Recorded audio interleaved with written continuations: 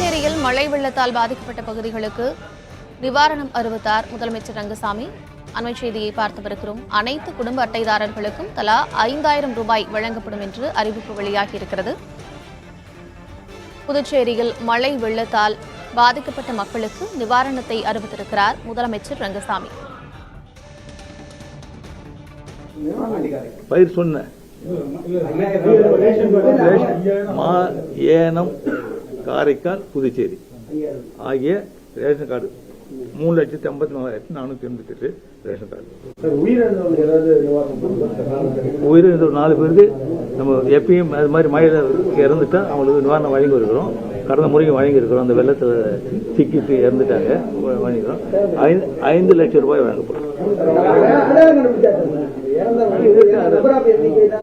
4 ஒன்று காணாமல் போயிருக்காங்க.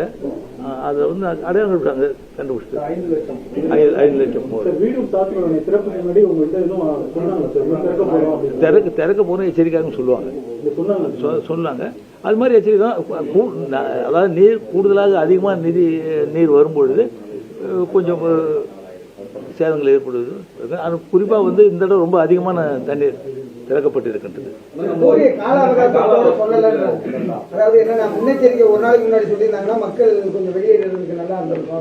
அதாவது தண்ணீர் திடீர்னு வரும்பொழுது உடனே அங்கே இருக்க சட்டமன்ற மற்ற எல்லாமே பாதுகாப்பு நம்ம வச்சிருக்கோம். அந்த இடத்துல தங்க வச்சிருக்காங்க எல்லாமே.